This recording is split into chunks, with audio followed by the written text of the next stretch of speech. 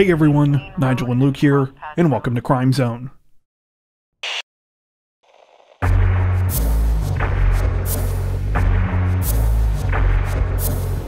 Representatives from the NYPD say that 5 alleged carjackers are in custody this week after they held up a driver at gunpoint and stole his vehicle, only to completely bungle their escape.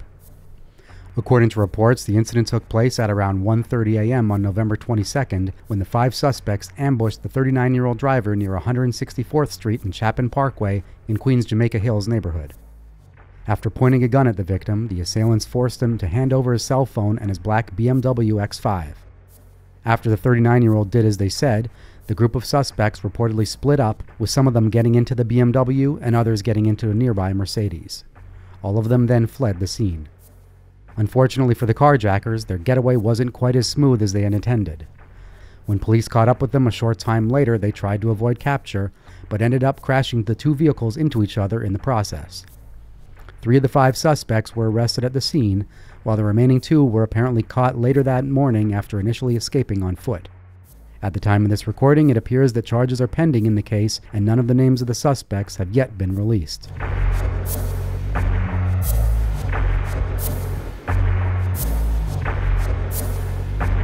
Authorities in Lake County, Ohio say that 3 teenagers have been arrested and are facing charges this week after they attempted to dine and dash at a local restaurant and ended up carelessly and recklessly endangering the lives of multiple employees in the process.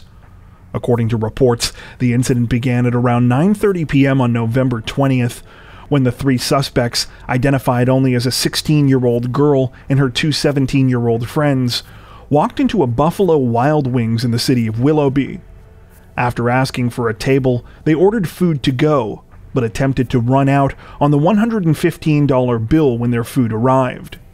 As the teens got into their vehicle, a white BMW, the restaurant's manager ran outside to try and get their license plate information. Noticing what was going on, at least 2 other employees dropped what they were doing and rushed to help the manager, one of whom was Kayla Sherman. While the manager phoned police to alert them to what was going on, Kayla and another colleague tried to block the BMW from leaving. To the employees' horror, though, this did not prove to be the deterrent that they had hoped. Without warning, the 16-year-old female driver allegedly accelerated, dragging one of the employees who was holding onto one of the door handles. Kayla, who was in the front of the car, was hit head-on, sending her falling forward onto the hood of the BMW. While the first employee was able to let go of the vehicle's door handle after being dragged for a short distance through the parking lot, Kayla, unfortunately, was not so lucky. Soon, the car had sped up considerably, forcing her to hold on for dear life as they left the plaza where the restaurant was and turned out onto busy Euclid Avenue. According to Kayla, as she clutched onto the hood of the BMW, she could hear the teenagers laughing and yelling at her from inside. As they approached speeds of between 50 and 60 miles per hour, the teens opened the vehicle's sunroof and allegedly began pelting her with objects from inside. They also reportedly threatened that they had a gun and joked about taking Kayla onto the highway, where they could drive even faster. Terrified, Kayla knew that she wouldn't be able to hold on if this happened, and that if she fell, it would likely be to her death. Though police quickly caught up to the BMW, during an initial chase, pursuing officers made the calculated choice to turn off their lights in the hopes that the 16-year-old driver would slow down. This apparently worked, and eventually the teens turned down a side street a few miles away in the city of Wycliffe. As soon as she felt she was able to do so, Kayla reportedly rolled off of the vehicle to safety and was taken to a warm patrol car by a waiting officer. She was understandably shaken, but otherwise physically unharmed.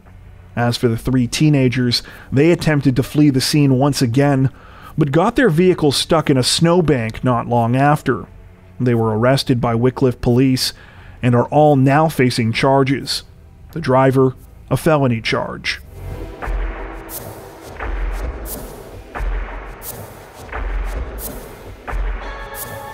Authorities in Prince George's County, Maryland, released a tragic update in the disappearance of a local teenager this week, announcing that her remains had been discovered and that the case is now a homicide investigation. According to reports, 17-year-old Rosa Diaz-Santos was last seen around 7:40 a.m. on September 22nd in the city of Greenbelt. At the time, she was leaving Franklin Park and was on her way to nearby Eleanor Roosevelt High School, where she was a student. On October 11th, Greenbelt police officially announced that the teenager was missing and put out an alert to the public.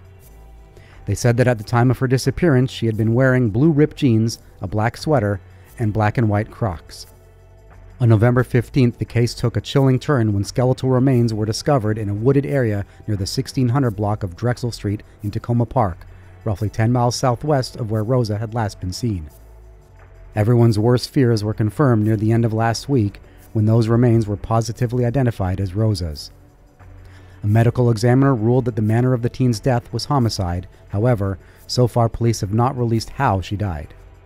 Though authorities say that they're still working to determine a motive and have not identified any suspects, Rosa's family had publicly stated that they believe her killing was gang-related.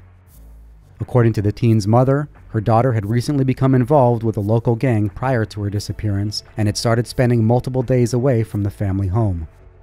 She further claims that Rosa seemed to know that she was in trouble before she went missing, and that during a conversation sometime before she had said, quote, "I'm so sorry, Mommy.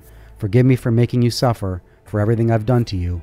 Don't cry when you find me dead somewhere." At the time of this recording, the case is still under investigation, and authorities are now asking for assistance from members of the public.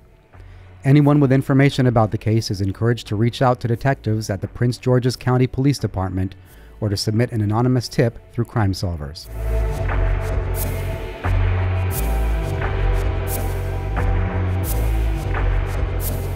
Representatives from the United States Attorney's Office for the Western District of Missouri say that a 30-year-old man is looking at a hefty prison sentence after he pleaded guilty to carrying out a bizarre and ill-considered bank heist this past summer.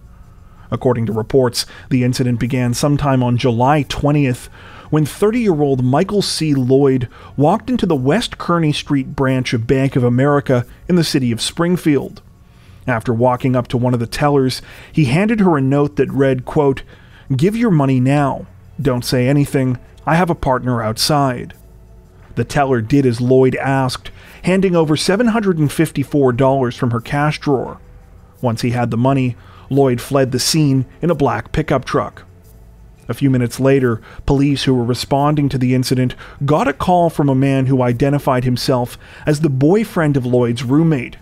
The man explained that Lloyd had stolen the female roommate's pickup truck that was used in the heist and said that the 30-year-old could be found at his residence at the Lazy Acres Mobile Home Park. A short time later, he was tracked down and arrested. While the tip-off that police received from the roommate's boyfriend was certainly helpful, it turned out that it wouldn't have been necessary. You see, Lloyd hadn't exactly set himself up for success in the first place. For starters, at the time of the robbery, he was wearing an ankle monitor for a previous offense, allowing authorities to easily place him at the scene. On top of that, it turned out that the threatening note Lloyd had passed to the bank teller had been written on the back of his own birth certificate.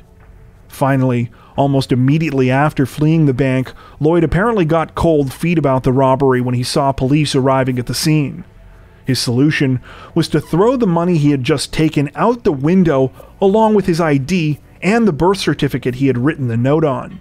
He then texted his female roommate and claimed that her pickup truck had been stolen and that she should listen to a police scanner for details. Following his arrest, Lloyd offered a truly bizarre explanation for his actions. He reportedly stated that he had gotten into a fight with his lover earlier that day and that he had robbed the bank to, quote, "prove a point." Unfortunately, he never told police what that point was. This week, Lloyd pleaded guilty to one count of bank robbery in federal court. He is now facing a sentence of up to 20 years in prison and a fine of up to $250,000.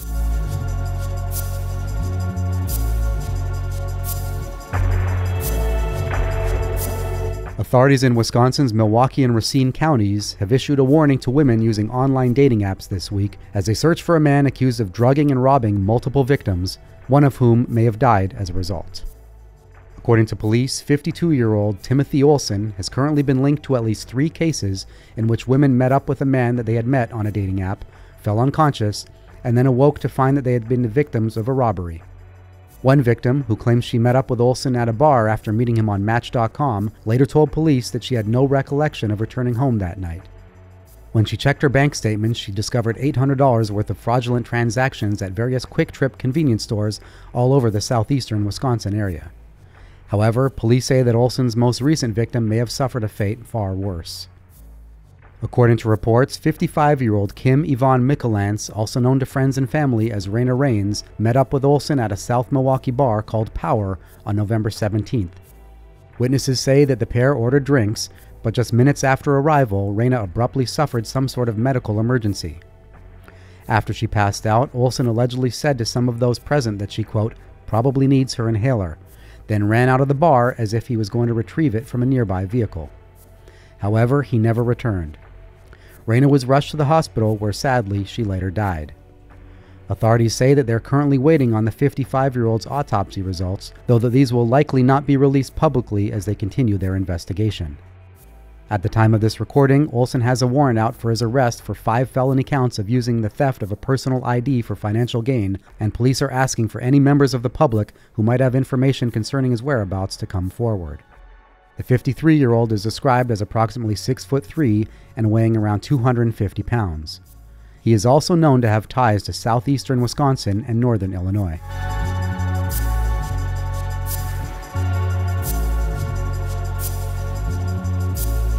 Authorities in Bexar County, Texas say that a jealous 23-year-old woman is facing serious charges this week after she allegedly went into a full-blown rage over a phone call and set her boyfriend's house on fire. According to reports, the incident began at around 1:45 a.m. on November 20th, when police and firefighters were called to a home on the 16,000 block of Shepherd Road with a report about a potential arson. Thankfully, the blaze was able to be put out and no one was hurt, but it was estimated that at least $50,000 in damages had been done to the residents. The homeowner explained that he knew exactly who was to blame: a 23-year-old woman named Sinead Soto, the girlfriend of one of the residents there. The homeowner alleged that a little while earlier, Soto had called her boyfriend via FaceTime, but another woman had picked up the phone instead. This enraged her so much that she had apparently come over, broken in, and set fire to the living room couch, leaving flames to spread to the rest of the house.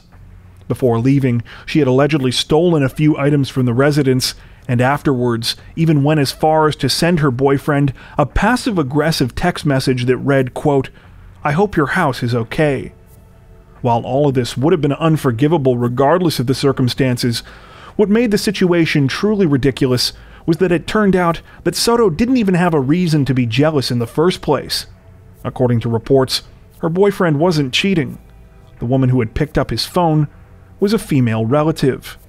Soto was arrested the following day and is now facing multiple charges, including burglary and arson.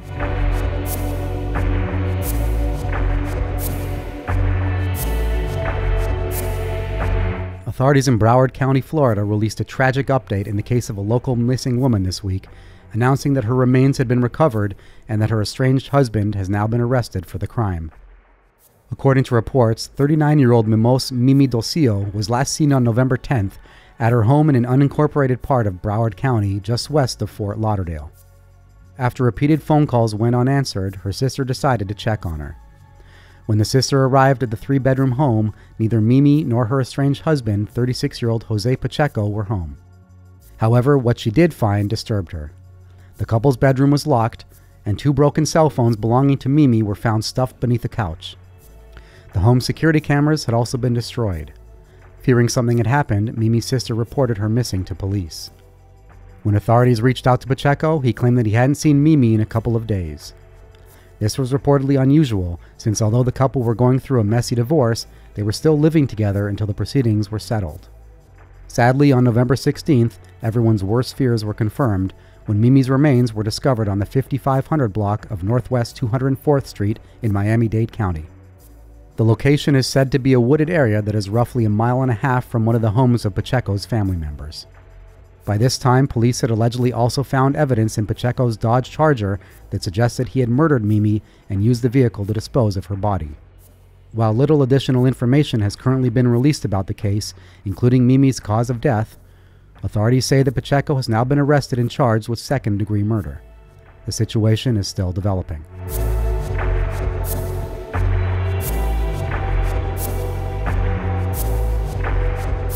Authorities in Chesapeake, Virginia say that 7 people are dead this week, including the gunman, after a 31-year-old man opened fire on his colleagues at a local Walmart store. According to reports, the incident took place on the night of November 22nd at the Walmart Supercenter just off of Interstate 64. It was less than an hour before closing time, and employees were starting to arrive for their overnight shifts. Among them, one of the overnight managers, 31-year-old Andre Bing. The horrifying tragedy reportedly began at approximately 10:12 p.m.